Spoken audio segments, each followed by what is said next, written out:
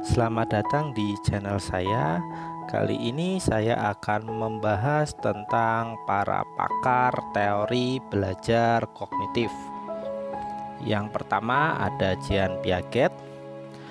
Piaget mendefinisikan perkembangan kognitif merupakan suatu proses genetik, yaitu suatu proses yang didasarkan atas mekanisme biologis perkembangan sistem saraf. Ketika individu berkembang menuju kedewasaan, akan mengalami adaptasi biologis dengan lingkungannya yang akan menyebabkan adanya perubahan kualitatif di dalam struktur kognitifnya. Piaget tidak melihat perkembangan kognitif sebagai sesuatu yang dapat didefinisikan secara kuantitatif.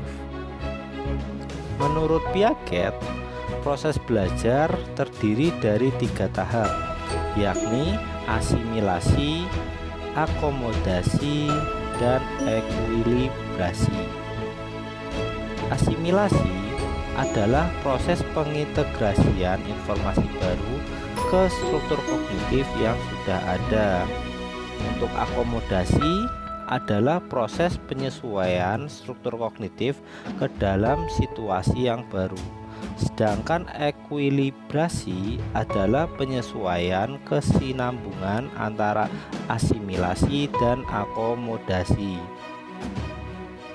Asimilasi dan akomodasi akan terjadi apabila seseorang mengalami konflik kognitif atau suatu ketidakseimbangan antara apa yang telah diketahui dengan apa yang dilihat. Untuk pakar yang kedua yaitu Jerome Bruner.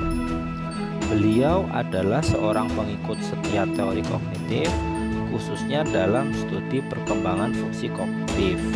Ia menandai perkembangan kognitif manusia sebagai berikut. A. Perkembangan intelektual ditandai dengan adanya kemajuan dalam menanggapi rangsangan. B. Peningkatan pengetahuan tergantung pada perkembangan sistem penyimpanan informasi secara realis. Yang C. Perkembangan intelektual meliputi perkembangan kemampuan berbicara pada diri sendiri atau pada orang lain melalui kata-kata atau lambang tentang apa yang akan dilakukan. Hal ini berhubungan dengan kepercayaan pada diri sendiri. Yang D.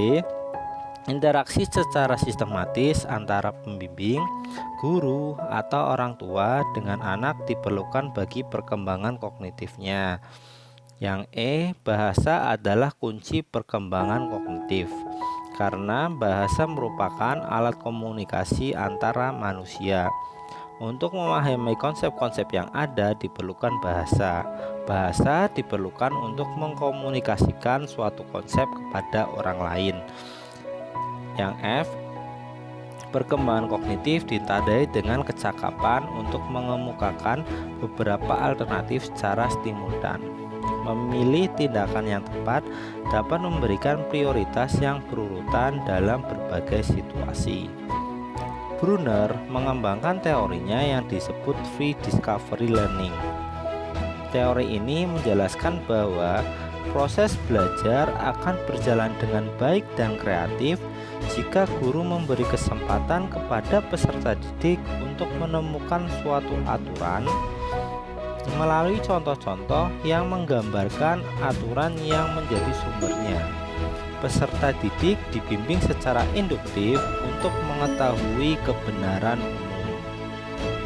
Pendekatan Bruner terhadap belajar didasarkan pada 2 asumsi. Asumsi pertama ialah perolehan pengetahuan merupakan suatu proses interaktif.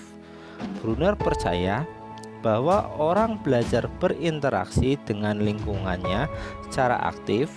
Perubahan tidak hanya terjadi pada lingkungan tetapi juga dalam orang itu sendiri. Asumsi kedua ialah orang mengkonstruksi pengetahuan dengan menghubungkan informasi yang masuk dengan informasi yang disimpan sebelumnya.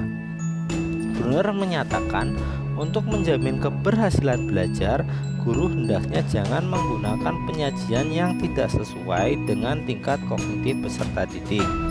Menurut Brunner, perkembangan kognitif seorang terjadi melalui 3 tahap yang ditentukan oleh caranya melihat lingkungan, yaitu enaktif, ikonik, dan simbolik. Tahap enaktif: seseorang melakukan aktivitas-aktivitas dalam upaya untuk memahami lingkungan sekitarnya. Artinya, dalam memahami dunia sekitarnya, anak menggunakan pengetahuan motorik, misalnya melalui gigitan, sentuhan, pegangan, dan sebagainya. Berikutnya tahap ikonik. Seseorang memahami objek-objek atau dunianya melalui gambar-gambar dan visualisasi verbal. Maksudnya, dalam memahami dunia sekitarnya, anak belajar melalui bentuk perumpamaan dan perbandingan. Yang berikutnya tahap simbolik.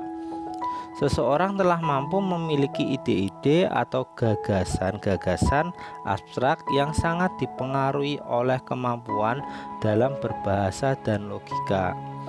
Dalam memahami dunia sekitarnya, anak belajar melalui simbol-simbol bahasa, logika, matematika, dan sebagainya. Komunikasi dilakukan dengan menggunakan banyak sistem simbol. Semakin matang seseorang dalam proses berpikirnya, semakin dominan sistem simbolnya. Meskipun begitu, tidak berarti ia tidak lagi menggunakan sistem enaktif dan ikonik. Penggunaan media dalam kegiatan pembelajaran merupakan salah satu bukti masih diperlukannya sistem enaktif dan ikonik dalam proses belajar. Yang berikutnya, David Ausubel. Beliau adalah seorang ahli psikologi pendidikan yang memberi penekanan pada belajar bermakna dan juga terkenal dengan teori belajar bermaknanya. Menurut Ausubel, peserta didik akan belajar dengan baik jika isi pelajaran sebelumnya didefinisikan dan kemudian dipresentasikan dengan baik dan tepat kepada peserta didik.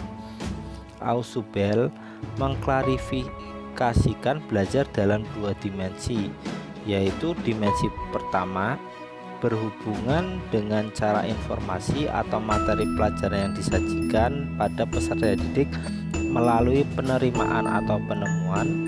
Dimensi kedua menyangkut cara bagaimana peserta didik dapat mengkaitkan informasi tersebut pada struktur kognitif yang telah ada.